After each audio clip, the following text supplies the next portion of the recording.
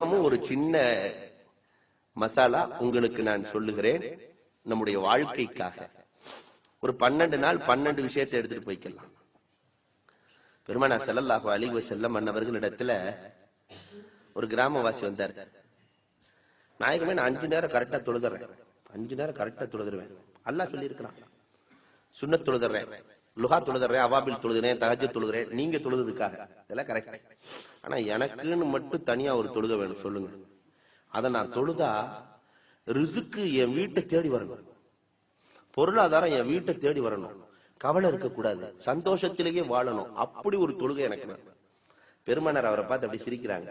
இப்படி ஒரு கிராமவாசி கேட்கிறாரு பாத்தீங்களா என்று சொல்லிவிட்டு பெருமானார் சொன்னார்கள், ஒவ்வொரு வியாழக்கிழமையும் லுஹருக்கு பிறகு, ஒவ்வொரு வியாழக்கிழமையும் லுஹருக்கு பிறகு 4 ரக்காத் தொழுது கொள்ள வேண்டும். 2 ஸலாத்தை கொண்டு அதுல முதல் ரக்காத்துல சூரத்துல் ஃபாத்திஹாவை ஓதிக்கொள்ளுங்கள்.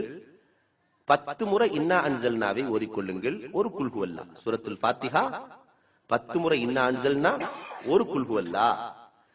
2வது ரக்காத்துல சூரத்துல் ஃபாத்திஹாவை ஓதிக்கொள்ளுங்கள். இதா ஸுல்ஸிலத்தில் அர்லு ஸில்ஸாலஹா 10 முறை ஓதிக்கொள்ளுங்கள். குல் ஹுவல்லாஹ்வை ஒரு முறை ஓதிக்கொள்ளுங்கள். சலாம் கொடுத்துருங்க.